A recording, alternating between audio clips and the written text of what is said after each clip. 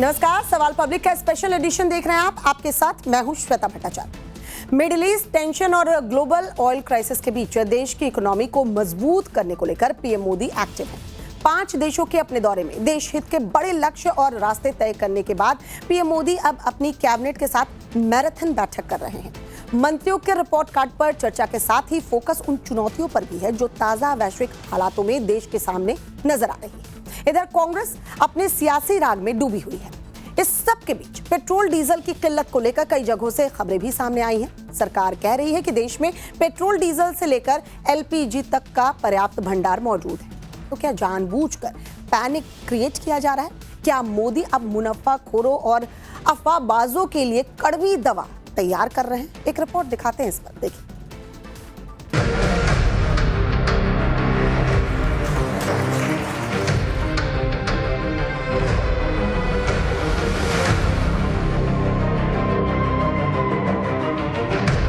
आपने कहा कि मुझे माफी मांगनी चाहिए, मैं कभी माफी नहीं मांगूंगा, फिर बोलूंगा।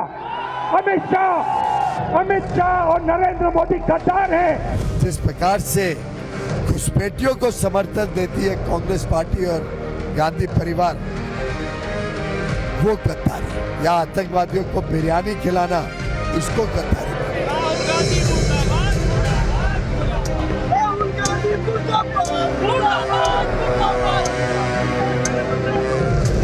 देखिए, राहुल गांधी फ्रस्ट्रेशन में, सत्ता का फ्रस्ट्रेशन, सत्ता ना मिलने के कारण फ्रस्ट्रेशन। वो मोदी जी को गाली नहीं दे रहे हैं, देश को गाली दे रहे हैं।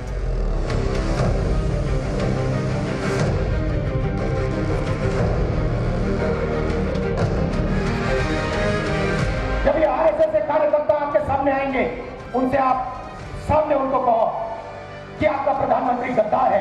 कहने का अलग अलग तरीका होता है, अलग अलग भाषा होती है, शिष्टाचार है, लोकतंत्र है, मर्यादाएं हैं। हर चीज मर्यादा की सीमा में रहकर बात करनी चाहिए। हम उस सीमा तक नहीं जा सकते, मेरी अपनी सीमा है, किसी को हम गद्दार नहीं कह सकते।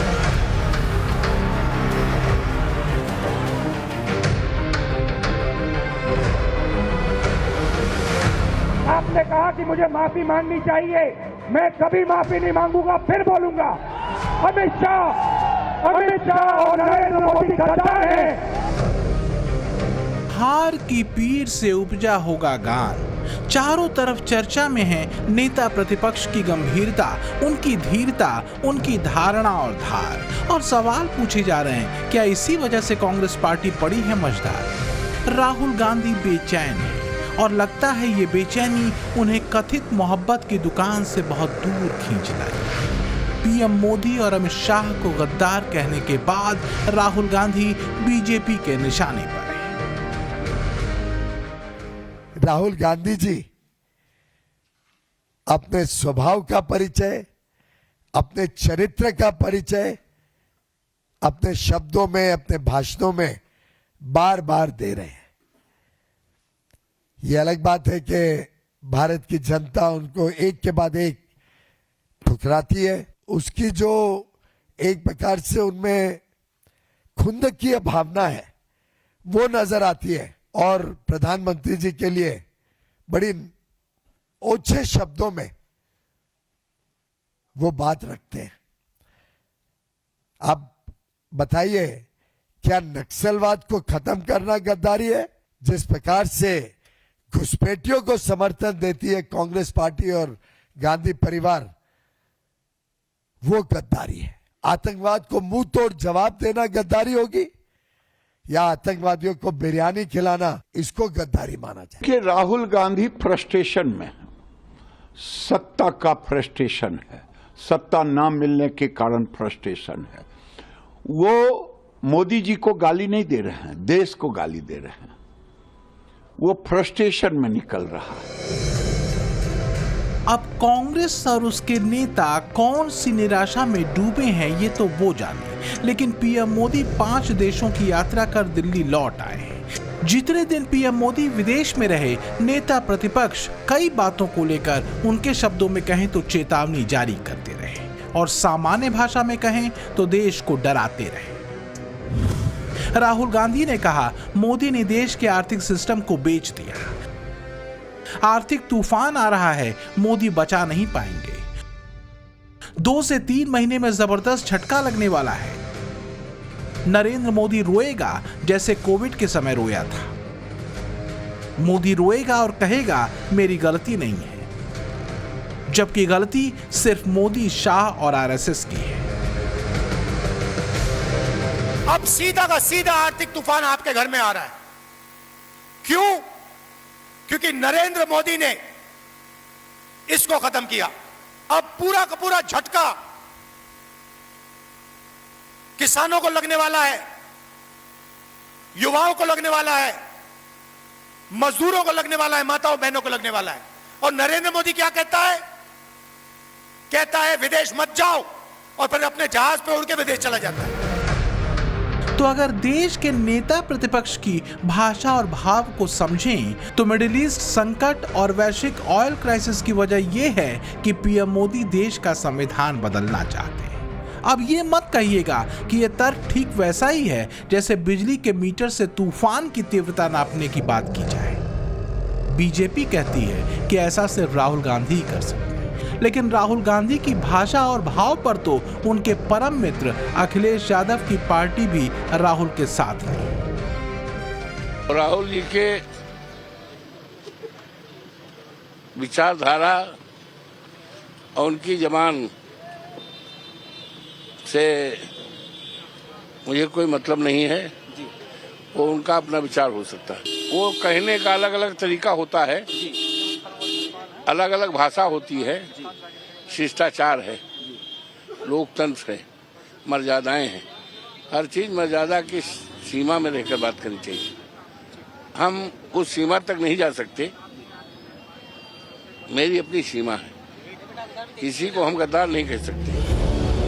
समाजवादी सांसद अवधेश प्रसाद दलित समाज से आते हैं, उस दलित समाज से जिसकी लीडरशिप को लेकर राहुल गांधी बेचैन दिखते हैं। तो क्या शिष्टाचार और मर्यादाओं का अवधेश प्रसाद का सबक राहुल गांधी के लिए किसी काम का है?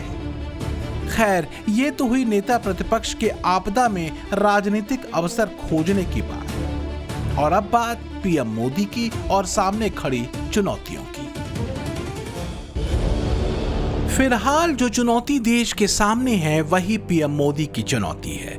मिडिल ईस्ट टेंशन से बने वैश्विक पेट्रोल डीजल संकट का हल खोजना, नीट पर पेपर लीक को लेकर सख्त कदम के बीच छात्रों को सुरक्षित एग्जाम्स का भरोसा देना, और तीसरा देश की तेज रफ्तार इकोनॉमी को बनाए रखना ताकि आने वाले ग्लोबल इकोनॉमिक क्राइसिस में भारत मजबूती से खड़ा रहे।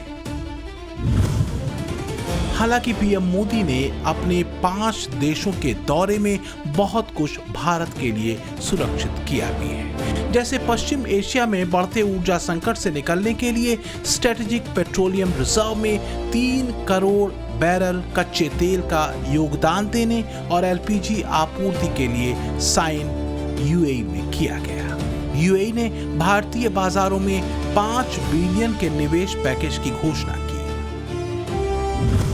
इसके अलावा स्वीडन में भारत और स्वीडन के बीच ज्वाइंट इनोवेशन साझेदारी तय हुई। इसके अलावा प्रौद्योगिकी और एआई गलियारे की शुरुआत दोनों देश करेंगे और द्विपक्षीय व्यापार दोगुना करने का लक्ष्य अगले 5 सालों में रखा गया है। नॉर्वे के साथ भारत ने 12 प्रमुख समझौतों पर हस्ताक्षर किए हैं। इसमें ग्रीन हाइड्रोजन और पवन ऊर्जा में सहयोग देने की बात है। इसके साथ ही इसरो के साथ भी नॉर्वे ने विशेष समझौता किया है। तो इसी तरह इटली के साथ भी भारत ने बड़े कदम बढ़ाए हैं। द्विपक्षीय व्यापार अब दोनों देशों के बीच 20 अरब यूरो पहुंचाने का लक्ष्य रखा गया है। इसके अलावा आईमेक और कनेक्टिविटी परियोजनाओं पर भी जोर है। साथ ही विज्ञान, एआई और स्टार्टअप में भी दोनों देश आपस में साझेदार होंगे। दो देशों ने और फूड एंड एग्रीकल्चर ऑर्गेनाइजेशन ने, एफएओ ने सम्मानित किया। एक प्रकार से 5 देश 5 दिन, लेकिन एक स्पष्ट संदेश भारत विश्व पटल पर बड़ी मजबूती के साथ आज खड़ा है। विश्व भारत को सम्मान और विश्वास के साथ देखता है। लेकिन देश की नजरें टिकी हैं पीएम मोदी और कैबिनेट की हो रही मीटिंग पर, जहां 1 साल के कामकाज का पूरा लेखा जोखा मंत्रियों से पीएम मोदी लेंगे। सवाल यह है कि क्या पीएम मोदी इस बैठक में कोई सख्त फैसला भी लेंगे, क्योंकि जो सबसे बड़ा संकट दिख रहा है वो पेट्रोल डीजल को लेकर है। तो वास्तव में स्थिति क्या है, इसे सरकार ने साफ किया है। ये कि देश में सप्लाई की कोई समस्या नहीं है, बल्कि देश के पास क्रूड ऑयल, एलएनजी और एलपीजी के पर्याप्त से ज्यादा स्टॉक्स हैं और भारत ने इस चुनौती को अवसर में बदल कर दिखाया है। सुनिए केंद्रीय मंत्री हरदीप पुरी को। We have no supply side problems. Today, the country has more than enough stocks of crude oil, LNG and LPG. When this crisis began, there were some concerns, but we converted the challenge into an opportunity. We have ramped up our domestic production of LPG, which used to be 36,000 metric tons per day. We have now taken it up to 54,000 metric tons per day. All of you live in Delhi or you travel around the country. You must have seen there are no shortages anywhere. तो क्या देश के भीतर petrol diesel को लेकर किसी तरह का पैनिक फैलाया जा रहा है, जबकि सरकार कह रही है कि ऑयल या एलपीजी की दिक्कत देश में नहीं है। जयपुर में पेट्रोल डीजल को लेकर हालात क्या हैं, इसकी तस्वीर भी देखिए। भीषण गर्मी के बीच पेट्रोल डीजल की बढ़ती कीमतें आम आदमी की गाड़ी कमाई को खासतौर पर प्रभावित कर रही है। तो वहीं राजस्थान के कुछ पेट्रोल पंप ऐसे भी हैं जो कि वहां पर फ्यूल नहीं पहुंच रहा है, इस वजह से चहल पहल नहीं है और ये गाड़ियों में डीजल पेट्रोल नहीं भर पा रहे हैं। काफी दिक्कतें हो रही हैं। पूरा जो पेट्रोल पंप है आप देखेंगे साफ तौर पर खाली पड़ा है, क्योंकि फ्यूल इनके पास मौजूद ही नहीं है। वैसे क्या समस्याएं आ रही हैं, क्या दिक्कतें हो रही हैं? 2 दिन से हमारी सप्लाई नहीं आई थी और सप्लाई आज हमको मिल गई है। 24,000 लीटर गाड़ी आ रही है, दूध क्रॉस कर गई। अब हम पेट्रोल को चालू कर देंगे, कोई दिक्कत नहीं है। बस ये 2 दिन से लेकिन फ्यूल नहीं था। 2 दिन से हमारे पास फ्यूल उपलब्ध नहीं था। तो इसमें तो काफी दिक्कतें होंगी, लोग परेशान हो तो होते ही हैं, परेशान तो होती है, परेशानियां सामने आती ही है। जब आपको पेट्रोल नहीं मिलेगा तो गाड़ी में कैसे चलेगी, सीधी सी बात है। वैश्विक स्तर पर अगर चुनौतियां बढ़ी हैं तो भारत भी इन चुनौतियों से अछूता नहीं रह सकता। पीएम मोदी ने बीते दिनों अपने यूएई दौरे में मौजूदा संकट के समाधान को लेकर समझौते किए हैं। उम्मीद की जा रही है कि आने वाले समय में टाइट होती स्थितियां बेहतर होंगी। हालांकि पेट्रोलियम मिनिस्ट्री की तरफ से हालात कंट्रोल में होने का भरोसा दिया जा रहा है। There is no shortage of crude. Enough crude has been tied up. Repeatedly, I have told you, and this, whatever waiver or no waiver, it will not affect. It shall not affect our supplies, and all efforts have been taken to that effect. तो क्या पर्याप्त petrol diesel के बावजूद देश के भीतर जानबूझकर panic create किया जा रहा है? जब क्राइसिस ग्लोबल लेवल पर है तो सतर्क और संयमित होना जरूरी है। मोदी की नीति यही रही है, मुश्किल वक्त में धैर्य बनाना और संयम के साथ आगे बढ़ना। तो क्या मेलोडी खत्म और अब कड़वी दवा के लिए तैयार होना होगा?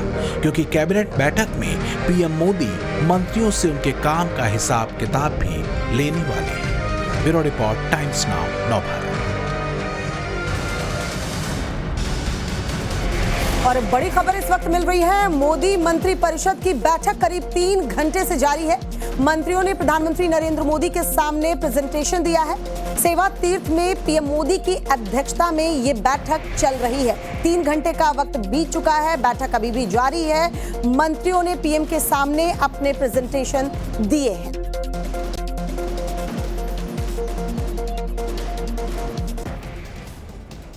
कहा जाता है कि सच्चा लीडर वो होता है जो न सिर्फ रास्ता जानता है बल्कि उस रास्ते पर खुद चलकर दिखाता भी है, दूसरों को ये नजीर बनता है। ये कहावत यूपी के मुख्यमंत्री योगी आदित्यनाथ को लेकर बिल्कुल सटीक बैठती है, जिन्होंने कानून तोड़ने वालों के खिलाफ एक्शन का ऐसा फॉर्मूला बताया जिसे अब महाराष्ट्र से बंगाल तक अपनाया जा रहा है। बंगाल में घुसपैठियों के खिलाफ सीएम शुभेंदु अधिकारी ने 3D यानी डिटेक्ट, डिलीट और डिपोर्ट का मंत्र जारी कर दिया है। तो मुंबई के बांद्रा में अवैध बस्ती हटाने के दौरान पुलिस पर पथराव करने वालों के खिलाफ ताबड़तोड़ एक्शन लिए जा रहे हैं। एक रिपोर्ट दिखाते हैं, देखिए सर।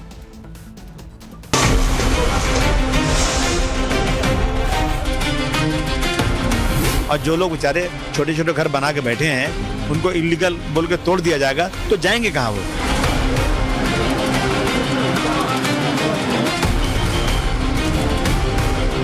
हर जगह भाजपा करना चाहती है। लीगल इलीगल ये एक चीज होती है, लेकिन दूसरी चीज होती है कि कैसे आप कर रहे हो।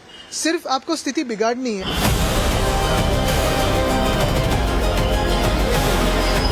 ये वही वीडियो है जिनके बांद्रा में हुए पथराव में हिस्सेदार होने का दावा किया जा रहा है।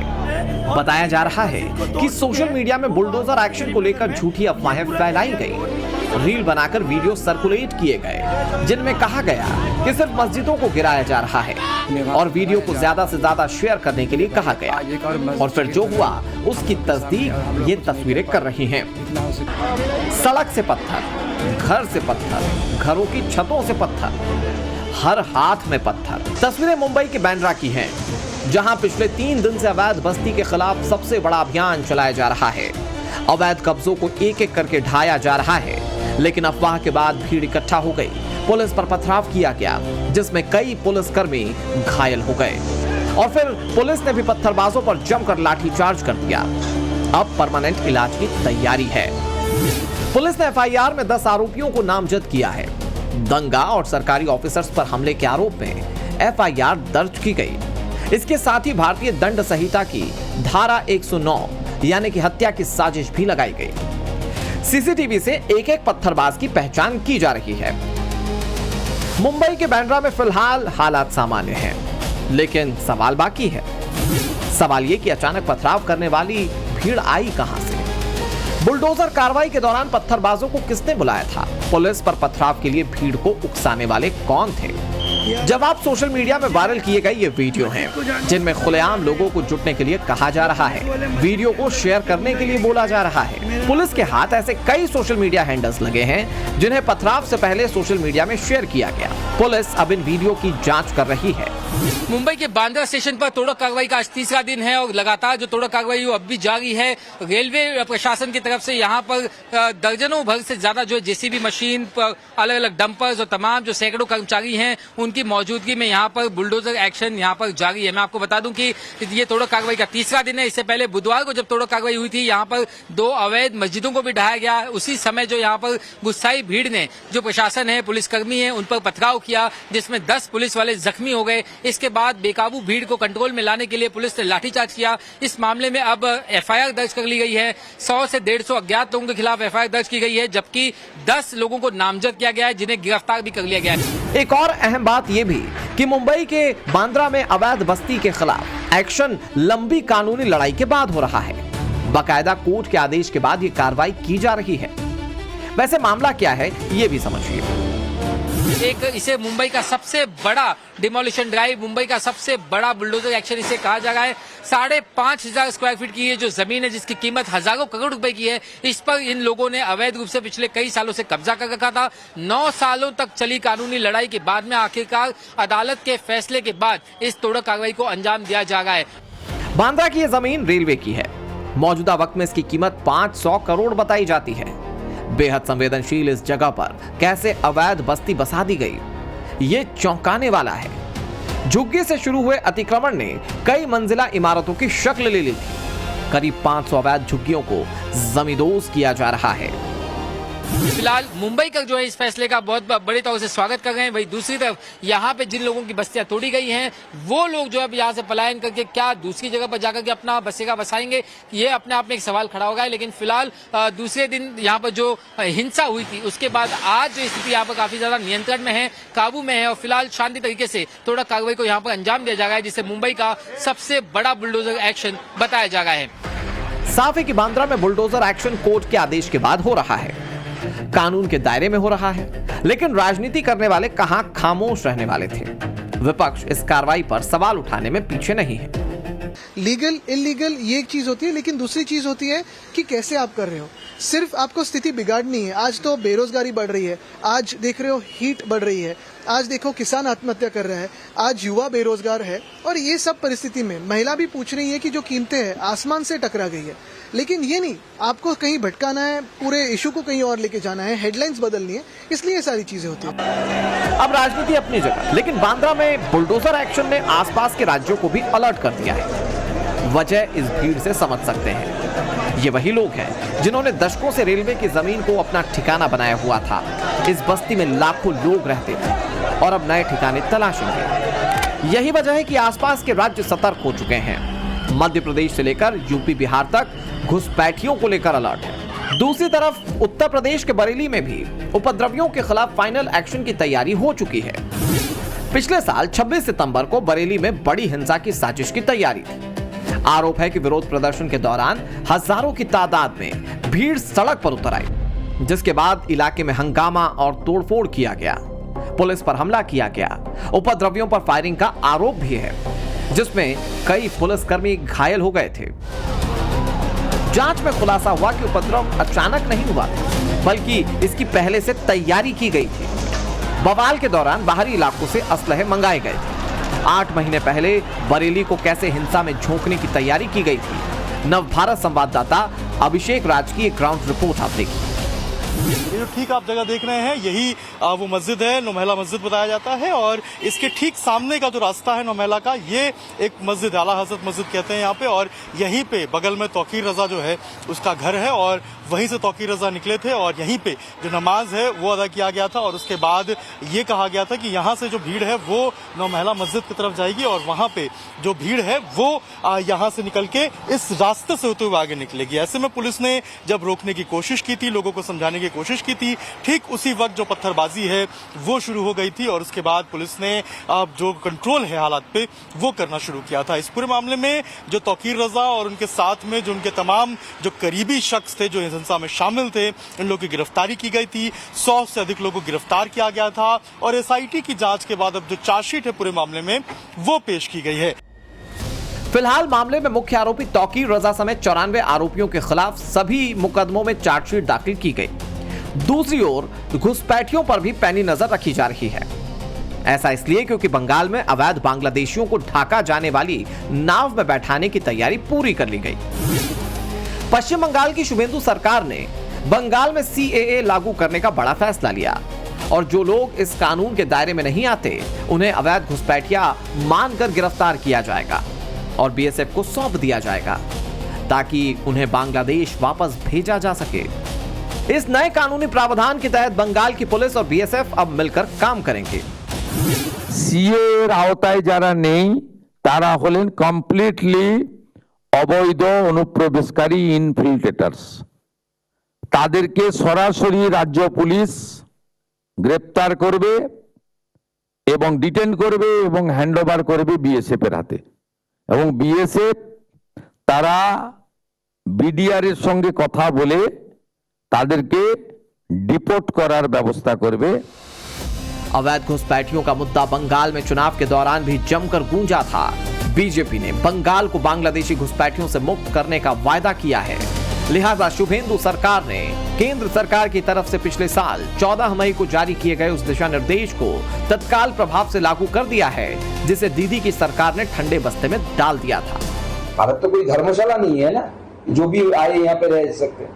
जो रिफ्यूजीज आए हैं उनको सीए के माध्यम से हम नागरिकता देंगे, सीए के माध्यम से उनको नागरिकता मिलेगी, लेकिन जो रिफ्यूजी नहीं है उनको वापस जाना पड़ेगा अपने देश में। मुख्यमंत्री शुभेंदु अधिकारी ने साफ किया कि 31 दिसंबर 2014 से पहले धार्मिक उत्पीड़न के चलते भारत आए हिंदू, सिख, बौद्ध, जैन, पारसी और ईसाई समुदायों को सीएए के तहत नागरिकता पाने में कोई अड़चन नहीं आएगी।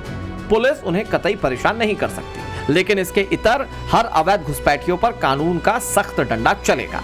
कांग्रेस सवाल पूछ रही है कि 12 साल से ये क्या कर रहे थे? तो करिए ना, बॉर्डर स्टेट है, करिए ना। कौन कह रहा है? क्या कर रहे थे 12 साल से? अब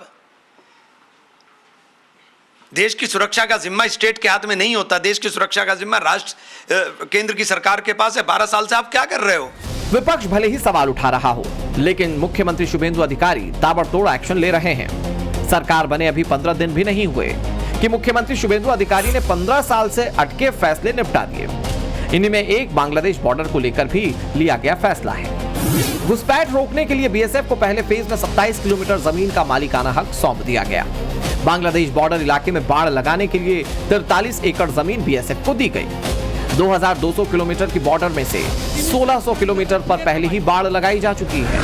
टीएमसी की सरकार के फैसले की वजह से 550 किलोमीटर का हिस्सा खुला रह गया था। यानी कि 15 साल से जो काम दीदी के राज में सिर्फ फाइलों की धूल फांक रहा था, शुभेंदु अधिकारी के एक मास्टर स्ट्रोक ने उस पर परमानेंट फुल स्टॉप लगा दिया।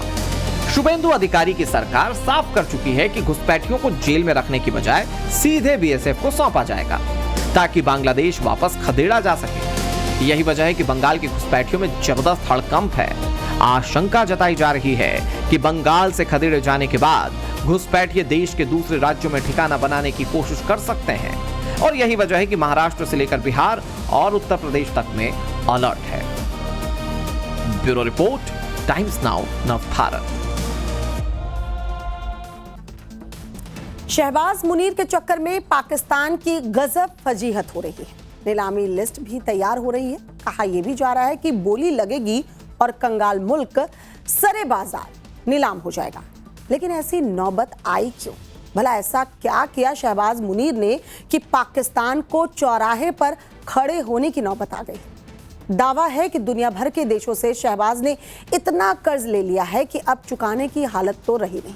ऐसे में बस एक ही रास्ता बचा है, पाकिस्तान इज ऑन सेल।